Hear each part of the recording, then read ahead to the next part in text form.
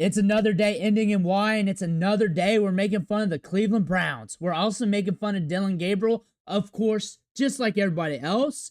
We're also on Shedeur Sanders' watch, while also being on Stefanski getting fired. Watch. We got more on the Cleveland Browns today as the media is running hot, making fun of, discussing about Dillon Gabriel, whether or not he's fit enough to be a franchise QB. But before we dig in, you need to click that subscribe button right now. This is our side quest. We talk fantasy football. I help you win money. You probably need to hit subscribe for that. But we're also monitoring the Cleveland Browns because it's hilarious. They're a rotten franchise from the top to the bottom, and they're manipulating this quarterback situation in a weird way. We're looking at what the media is saying and everything weird about this team. Click that button. Stop missing out. But we're going to start off with more Shedeur Sanders slander from the media because why not? I noticed that Quinn Ewers was sitting next to Tua.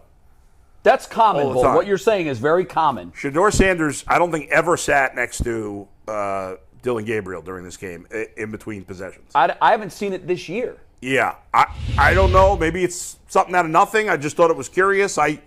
Usually the backup quarterback, and again, maybe, when he was the third string, okay, maybe that's, but he's been the backup the last few weeks. I would want, because usually those conversations are quarterback coach or, coordinators upstairs, whoever is, the highest ranking off. Dillon Gabriel has sucked.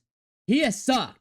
He's not good enough to get the job done. He is good enough to kind of get you by if the circumstances is right, but he's not going to be a franchise QB. Dillon Gabriel has underperformed so far in 3 games for the Browns. Reaction, overreaction. That's tough because in my eyes, it's not tough, Tony. Yeah, come on, what are you watching? He's had one good game, which is the Minnesota game. I thought it's not the reason they lost. One bad game. I'll let you answer. Which I blame let him answer the question. On the game planning and the game management. And one game, which was this one.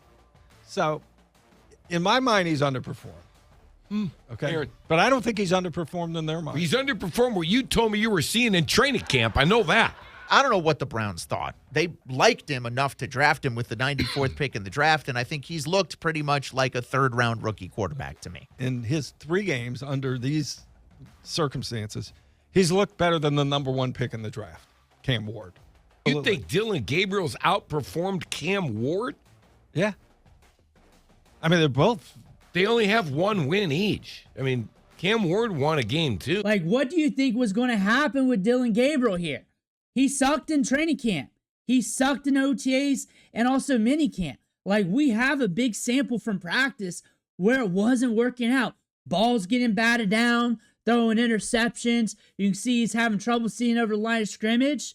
But you want to focus on Shedeur in that preseason game. It's a little worse than I expected because I have a higher opinion of him than most people in the media and certainly than you guys do. But I got to admit, it's less than I expected. His accuracy has not been good. But the drop passes, that disrupts rhythm in a drive and a possession. But that's no excuse. I mean, you're the quarterback. You got to deal with things like that. Obviously, he's not lighting it up. They're not asking him to light it up, except in the Pittsburgh game, and he's not capable of lighting it up. The best I can say about him is he's not losing the game. He was accurate in college. He was nasty in moments in college. He looked good at Oregon. He was developing. He was coming in strong last year. But the thing is, he was in college for half a decade. He did not develop into a prominent top-tier prospect, just a good college football player. Dillon Gabriel's depth of target, 6.1 yards, lowest in the league. They're not going downfield. They're come on. They're dinking and dunking. Now, hold on. This kid was, what happened to the super processor? What happened to the super processing that I was told about in training camp by every beat reporter, including Grossi? Where's the super processing been? I'm sorry, Carm. Does it look super to you? No. It's short-range super processing. He can't even, Aaron. If I'm making a list of reasons that they won, the quarterback comes in somewhere between 43rd and 46th. All right. The Dolphins game added more fuel to this fire. He wasn't great last week. He almost threw multiple interceptions. It was small ball again, just chipping it with the chipping wedge with his arm instead of long balling it, hitting the dingers, throwing it deep, pushing it against one of the worst pass defenses in the league. Everybody's going deep on the Dolphins, but the Cleveland Browns, and it wasn't raining heavy the whole game. It let up a good portion. Did that game help or hurt his case, to maintain being the starter? I think it helped because you won. Yeah, I mean, Aaron, it depends on if you're a Browns fan or if you're a Shedeur fan. If you're a Shedeur fan, no, that didn't help him. If you're a Browns fan, yeah, because he won. Again, he's a rookie. In 3 games, he's 1-2, right? And in one of the games, it was in another country, and he had the lead when he walked off the field. He's played 3 games. One was in another country. And the other one was in Pittsburgh, which might as well be played in. Yeah. Right. Nobody's ever won in Pittsburgh since Tim Couch in the regular season. Yeah, so he's played on the moon, in Pittsburgh, and in a hurricane. I mean. Yeah, right. And we're like, nah, man, I'm out on this dude. Like, you know what I'm saying? Look, he hasn't been great, but he hasn't been bad. Dillon Gabriel's a lifelong journeyman backup quarterback that will be a good bridge when you need him. And that's about it. He's all right in the league for that. What I'm agitated with mostly is that I think people have had these fights for these last few weeks about these guys, about Dillon Gabriel, about his backup quarterback right now. And I think we've taken this and we've totally bastardized the entire argument. Like, you can't. Now, there's nothing good or bad you can say about either one. There's nothing good or bad you can say about Dillon Gabriel. If I say Dillon Gabriel performed like a backup quarterback, apparently that's a high insult to a considerable amount of fans out there. And I go, what on earth tells you that he's going to be a franchise quarterback? What on earth tells you that that guy's going to be a guy that you put up on the side of the stadium, whether it be in this one or the new one, for years to come? There's nothing that tells you that, guys. And by that stretch, I haven't got a chance to see anything, and it's not that he deserves to right now over it. I don't see anything out of his backup that would tell me I would put him on the side of a stadium, either here or in the new one coming up. So I don't have that. When I look at what Dillon Gabriel did, like, I heard Jonathan and Nick, and they were going after each other for a segment yesterday about it. And I couldn't help but agree with Jonathan over Nick, where, hey, I know there were interceptable balls. They didn't get picked off. But I also know that I judge, and this is where I think the difference is, I'm judging Dillon Gabriel by what I think his future is. It's not franchise. He wasn't taken in the first round. He was taken in the third round. And so when I see his future exactly for what it is. In a role of a backup where QB wins is a stat.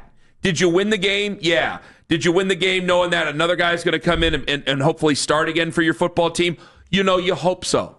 Like, that's what it matters to me with backup QBs. Like Mac Jones, I keep using him as an example, and there's a very specific reason why, and we'll talk about that another day long from now. Mac Jones winning the football game with the San Francisco 49ers is a stat. Because you're doing what? You're keeping the seat warm for Brock Purdy. Mm-hmm. Brock Purdy, now there's other arguments that we have to have, because he's supposed to be a franchise quarterback. He's accurate. He can command an offense. He can get it moving for a little bit, but he's not a starter. He can't be a starter for a long term, and you're going to see this materialize. Again, his first 3 starts has sucked with this team. That's kind of what we're trying to figure out, is what do you grade him on? And in that game, if he's 13 of 18, which is, again, a 73% completion percentage, he had a 90 passer rating. Who cares about if you're completing a yard pass? Who cares about that? We live in an era where everybody's fumbling, and not fumbling, they're fudging pass completion percentages by doing a bunch of check down bull crap. What he has for himself that other quarterbacks around this Browns team doesn't is that he is not turning the ball over, and he is not putting the football in harm's way on a consistent basis. Other quarterbacks have done that. The last 2 weeks, he has put the ball in harm's way. He just hasn't turned the ball over. Those are 2 different things. Did he turn the ball over? No, but you said he hasn't been put. Did he turn the ball over? You said he hasn't put the ball in harm's way. You're giving him interceptions that he didn't have, though. Like it wasn't an interception yesterday. Are interceptable plays a thing? Doesn't PFF have that? Archuleta called it careless. You can call it whatever you want. It did hit the Browns receiver's hands, did it not? Yes, after it went through the. What are we doing here? What are we doing? Are we trying to identify this kid? Like, are we trying to look at this kid and ask what the hell he is? Because you and I both have a way that we think he is. But this idea that the first game, that was his rookie game, so we got to give him a pass there. Well, he's three games into this, Nick. Well, yes, that's the point. You got 17 games this all season. Figured out over 3 games with Dillon Gabriel? I'm supposed to say you can have an opinion on how he's played, and my opinion is it wasn't as bad as you're saying it is right now. No, your opinion was we can't grade him on this game. We couldn't grade him on last game. No, my opinion was last week we couldn't grade him, and this week I said it was a much better game than what you're saying. I've said acceptable like 12 million times. I believe. Okay, am I putting him in Canton? No, I believe at some point you said I'm not sure what we can grade him on after this week. No, I'm saying when you have 7 passes through 3 quarters, it's unfair to come out here and say he's part of the problem. He's an NFL quarterback. There's nothing unfair about this. No, it's unfair to say he's part of the problem when you win by 25 points. The clock is ticking. There's so many quarterbacks, like Tua displayed yesterday, that vomit all over their shoes in any given week. That was 3 bad interceptions. He didn't do that. So because he wasn't Tua Tagovailoa? Look at our situation. Look at our situation. Yes, you need a quarterback that can at least be stable and can at least not turn the ball over. You need a starting quarterback, not a backup. He's a backup through 3 games. Not being able to push it downfield. Mistakes. That Steelers game, mistakes all over the place. Last week, it was kind of held in check, but still almost threw some picks. You can say it looks like a third-round rookie, but what does a third-round rookie usually look like? Backup quarterback. I'm ready to see Shedeur after the bye. In fact, give him the bye. Make him go in a room. Don't let him out for the whole weekend.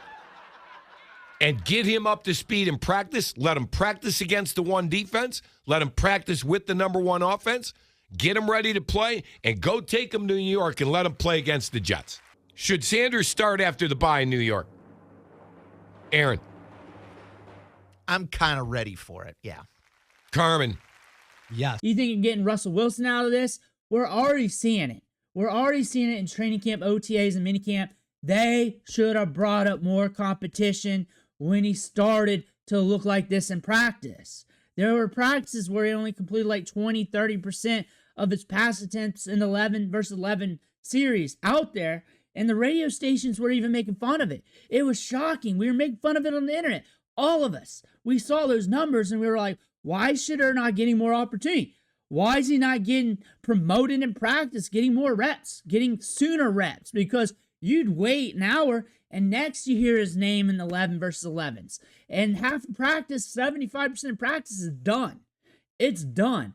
This was not an offseason for development. So why the hell did you draft 2 rookies while having Pickett and Flacco there? Like, why the hell did you do that if you weren't going to develop him? And then Flacco, you held him down. We saw what he did in Cincinnati. Now, I've said this in a few videos. Like, are we being selfish here, wanting Shedeur to get promoted with this team after what we saw just with Flacco? Flacco looking rough behind his offensive line with these wide receivers. I know a lot of you guys are coming here rooting for Shedeur. You want to see Shedeur. And then Flacco goes to Cincinnati. Flacco was cool with them, too. He was helping all the young guys after practice. We showed the clips of him with the iPad out, helping Shedeur with some things. He was cool there. And the thing about this, though, like, this team hasn't been able to develop quarterbacks. This franchise hasn't been able to develop my quarterbacks my whole life. We've seen this the whole time. Is this really the right moment? Do we want to see him out there? Yes. Yes. Is he going to be out there? Yes. He's going to be out there. If this continues, he's going to be out there. He's going to be out there, and we want to see him out there. We definitely want to see him out there. And I feel for Browns fans who go to these games. I hope it's a home start. I hope it's a home game. So Browns fans can just get the excitement of him having a practice, a full week's worth, and then coming in with a game plan, appropriate game script. We're not playing small ball like we're doing with Gabriel or what they did with Flacco, just cutting the nuts off the dog. Hopefully they let him hang on the table and let him rip it. Hopefully. Let him show it on tape if you're not going to keep him too. Like, let him show what he can do on tape. Let him show it. Now you're going to that second preseason game against the Rams. when he was playing with backups and guys that got cut. You have to think about practices here was been rough in training camp where he wasn't getting opportunities too. But again, in practice, a 70-80% completion rate.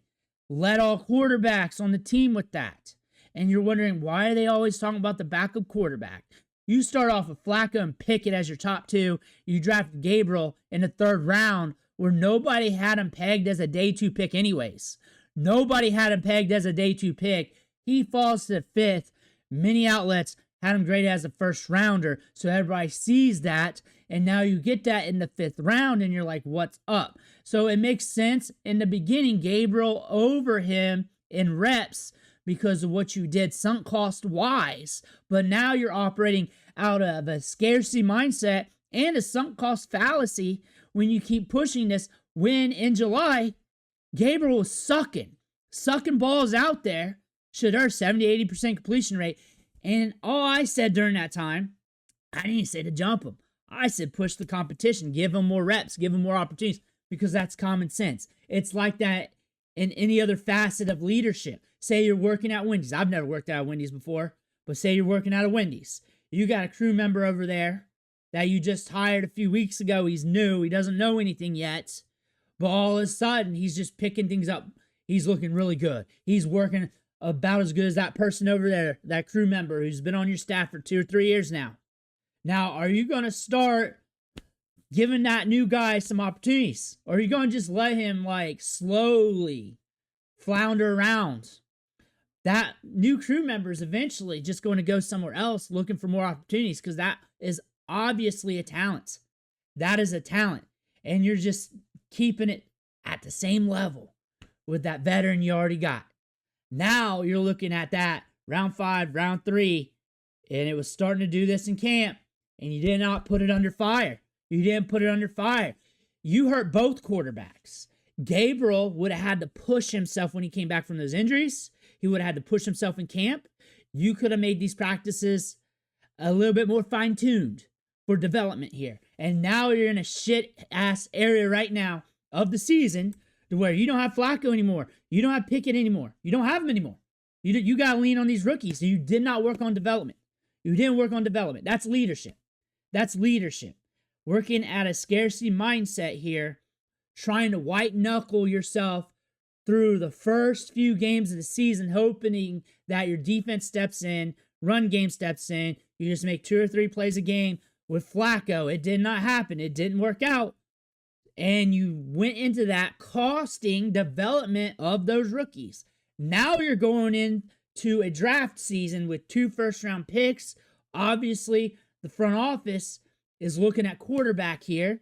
Ohio State, Texas, we know what they were looking at. While you could have had your answer right here, it could have been Gabriel. It could have been Gabriel. It could have been. It probably wasn't. I don't believe it was. I didn't believe it when you drafted him or before the draft. I believe he was going to be a hell of a backup quarterback. I don't know why you spent a top 100 pick on that. You could have got some other quarter. You could have got Howard Ewers or something like a lot cheaper, rounds cheaper. That's not even like saying good, bad, better than each other. That's saying price, because you could have got a good player there in the top 100, a top 100 pick, and then you get Shedeur in the 5th. Shedeur in the 5th. My goodness here. And now you're seeing Gabriel out here throwing hospital balls, playing 5-yard outs only. Well, he's got a 20% completion rate, 15% completion rate, 10 yards more downfield. Like, for real? Top 100 pick? Top 100 pick. That's what you did with a top 100 pick. You drafted Dillon Gabriel. You could have moved up and got somebody else. You could have did something else. You got a lot of holes here. You got holes on the offensive line. Interior offensive line was falling in the draft a little bit. It wasn't a deep offensive line class when it comes to round 3, 4, 5, 6 talent. But there were some names there. There were some names you could have went after that we were talking about mock drafts every Sunday as we were doing 7-round mock drafts, getting you guys ready for the NFL draft. Was Dillon Gabriel going in the top 3 rounds of those drafts? No. And that's fighting against the simulator on PFF. PFF said no with the simulator because it was no. It was the wrong pick. You got everything else right, really, with this draft, from Judkins to Fannin. Hitting on the trade, hitting on defense, but still, quarterback is what matters. Let me know what you think in the comments below. I want to hear about that. Make sure you hit that subscribe button on the way out. Thank you for watching. Catch you on the next video.